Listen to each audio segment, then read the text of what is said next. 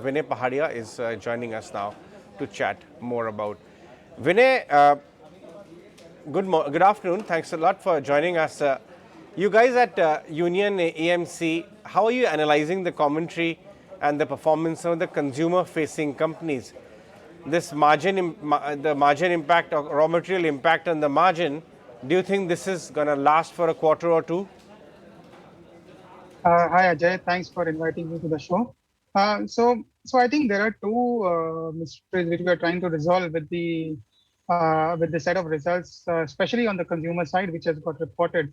One is, of course, which is getting a lot of attention, is margins. We think that margins generally are not a big issue for consumer companies purely because of their strong brands, their historical ability to pass on raw material inflation to consumers and adjust accordingly. According to us, what is a bigger matter of concern is the surprise on demand. It seems that the demand is a little bit weaker than what was earlier expected. Especially on the rural side, we are seeing some weakness in demand, some weakness in demand in the consumer discretionary side. So, according to us, that is a matter of bigger concern and an area which we are monitoring more closely, and we are less worried about the margin pressure, which we think is transient and very short term. So you mean say that margin is not an issue, but growth is softer than expected. Is that in the price yet? Do you think its market is pricing that in or not yet? I think the overall level of markets are pricing in a substantially higher level of growth and substantially lower levels of cost of equity in our opinion. And that is why we, according to us, the overall market levels are significantly at a premium to current fair values if we were to assume the current levels of interest rates. The markets are clearly pricing in a much lower level of interest rates for a fairly long period of time. So either the interest rates have to remain low and the growth rates also have to adjust downwards, or vice versa. In either case, the markets then have to reduce in terms of the valuations.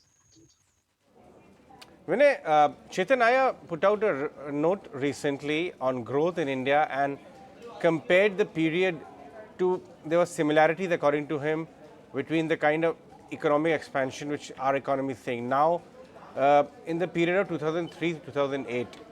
And some others are also trying to draw similar parallels. Do you see some similarities to that period? Yeah, we think that clearly the macroeconomic growth can be far superior than what we have seen in the last 5 years. If we go back even before the pandemic period, our growth was slowing down, and there were a lot of firefighting measures which were being undertaken to increase the level of growth in the economy.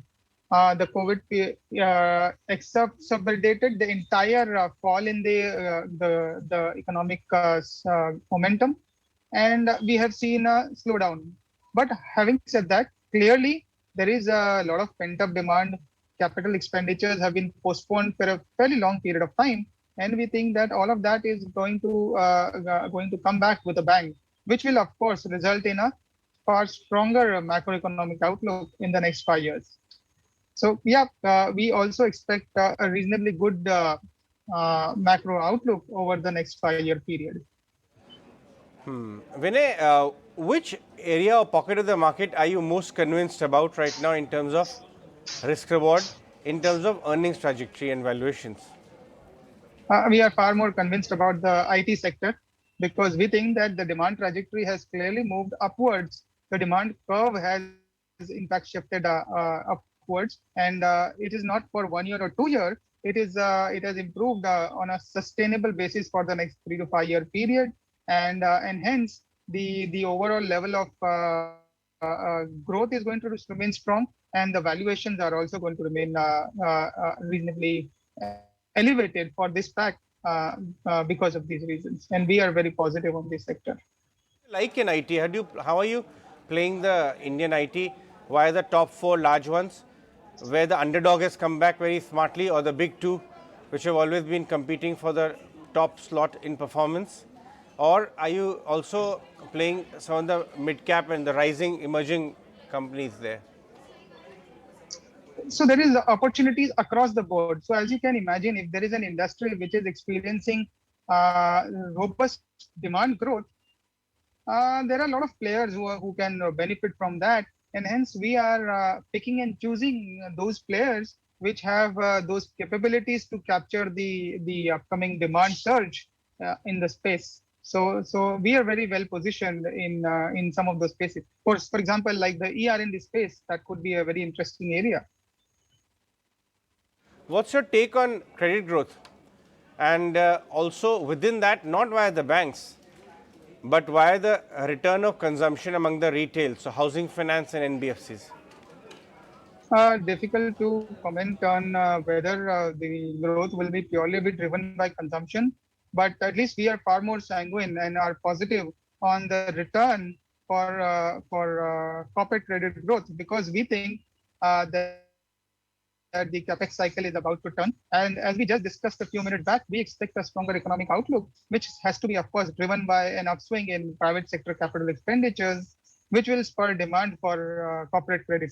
So yeah, we are far more positive on corporate credit cycle than the retail credit, because retail credit is also driven by interest rates, which may or may not remain favorable at the levels which we are seeing today.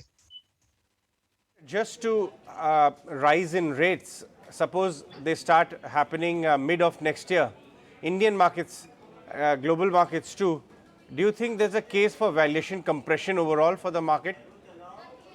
Yeah, so if Ajay, if you go back and check the finance theory, it is fairly apparent that earnings get discounted by cost of equity, and uh, and uh, and it also is dependent on long-term growth.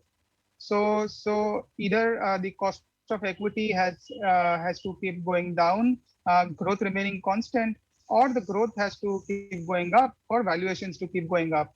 According to us, interest rates have bottomed out, so we cannot expect further fall in interest rates. And growth is already very strong in terms of the built-in valuations. So yeah, I think clearly interest rates are a big headwind, and according to us, one of the biggest risks to the markets over the near to medium term. What about the mid cap end of the market? Are you playing any export themes, auto ancillary, textile, chemicals, all of that? There are a lot of opportunities in the mid-cap space, but the valuations have actually gone through the roof in a lot of these cases.